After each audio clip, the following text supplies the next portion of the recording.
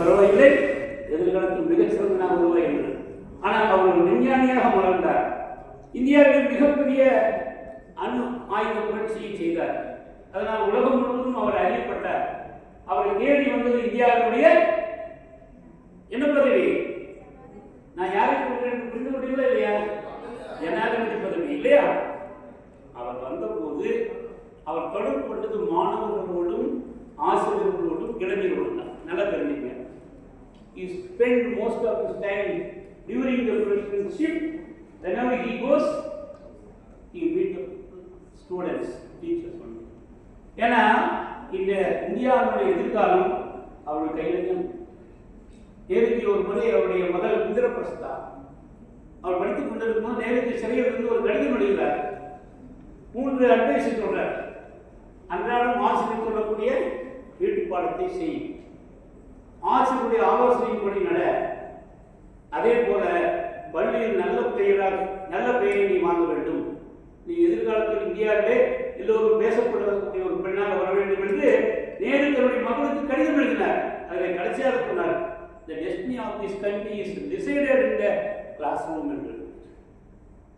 ஆக மாணவ பருவத்திலே நாம் எப்படி அந்த பள்ளிக்கூடத்திலே வகுப்பறை பயன்படுத்திக் கொள்வோம் என்பது.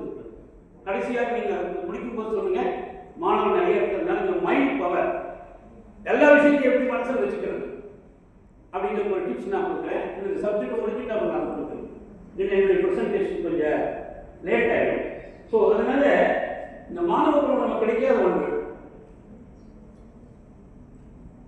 அற்புதமாக அவர்கள் கூட குறிப்பிட்டார்.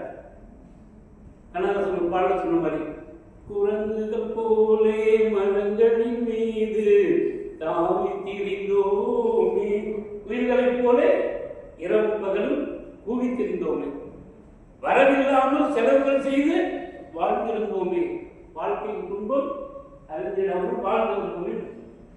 ஆகவே நண்பர்களே, குறிப்பாக மாணவர்களே, இதை போன்ற வாய்ப்புகள் பொன்னான வாய்ப்புகள், இதை நீங்கள் முழுமையாக பயன்படுத்திக் கொள்ள வேண்டும் என்று சொல்லிக்கொண்டு இன்றைக்கு நாம் ஹெல்த் அண்ட் ஹாப்பினஸ் என்கிற ஒரு தலைப்பிலே சில கருத்துக்களை நான் இங்கே உங்களிடத்தில் பகிர்ந்து கொள்கிறேன்.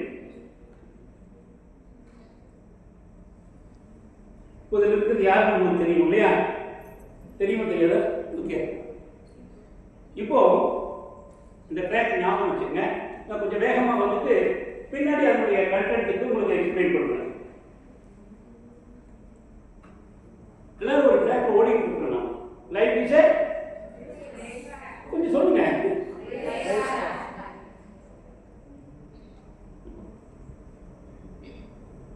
எல்லாரும் ஓட ஆரம்பிக்கிறாங்க, ஓடிட்டே இருக்காங்க.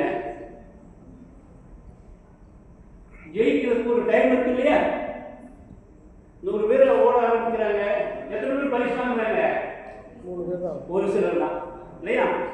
வாழ்க்கையும் எல்லோரும் ஓடிக்கொண்டே இருக்கிறார்கள். வாழ்க்கையில் ஒரு சிலர் தான்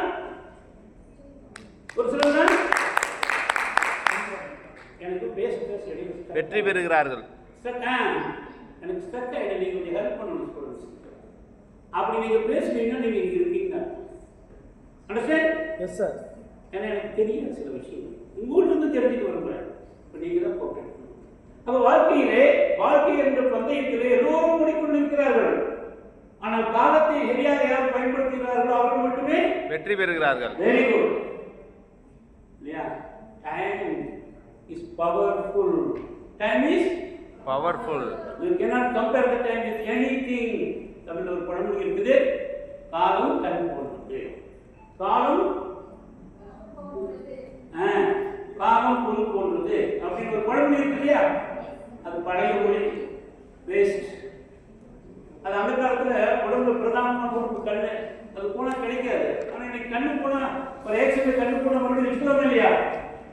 எஸ் சார், நோ எஸ்.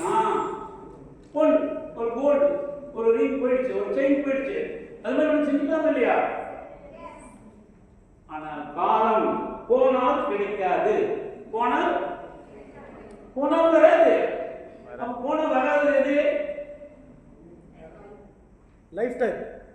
இன்னும் அதுக்கு சரியான பதில் சொல்லுங்க. நேரம். போயிடுச்சுன்னா வராது ஒண்ணு. அது என்னது? உயிர். நமக்குள்ள இருக்குது அது உயிர். Very good. உயிர் குருஜி ஸ்லோகன் உயிர் பேசுறது மறுபடியும் வருமா? வராது. இன்னைக்கு என்ன வருஷம், என்ன மாதம்? ஆகஸ்ட் மாதம். என்ன கிழமை? எல்லாரும் சொல்லுங்க. இந்த நாள் மறுபடியும் உங்களுடைய வாழ்வில் வருமா? வராது. வரவே வராது. ஆகவே பயன்படுத்திக் கொள்ளுங்கள் காலத்தை. Time is like a life force. காலம் கண் போன்றது அல்ல, பொன் போன்றது அல்ல, காலம் உயிர் போன்றது. காலம் உயிர் போன்றது. சரிதானே? ஏற்றுக்கொள்கிறீர்களா? Yes sir. Okay, very good. இப்போ நாம சில விஷயங்களை நம்ம பார்க்க போறோம். சில விஷயங்களை இப்போ எல்லாருமே எதை நோக்கி போகிறாங்க அப்படின்னா ஹெல்த்தி லைஃப். என்ன life? Healthy life. Okay, very good. அப்படிதான் நினைக்கிறோம் நாம. அப்படிதான் நினைக்கிறோம். எஸ் சொல்லுங்க. Yes sir. எஸ். இப்போ நம்முடைய ஹெல்த்லயே 4 வகையான ஹெல்த். 4 வகையான. சின்ன வயசுல எல்லாரும் நீங்க தான் ஸ்கூலுக்கு போயிருக்கீங்க, நீங்க தான் காலேஜ் படிக்கிறீங்க இல்லையா? பிரைமரி ஸ்கூல் படிச்சிருக்கிறோமா? எஸ். எஸ். இந்த பிரைமரி ஸ்கூல் படிக்கும் போதே ஒரு வார்த்தை படிக்கும், health is wealth. Health is wealth. படிச்சீங்களா? So the real wealth is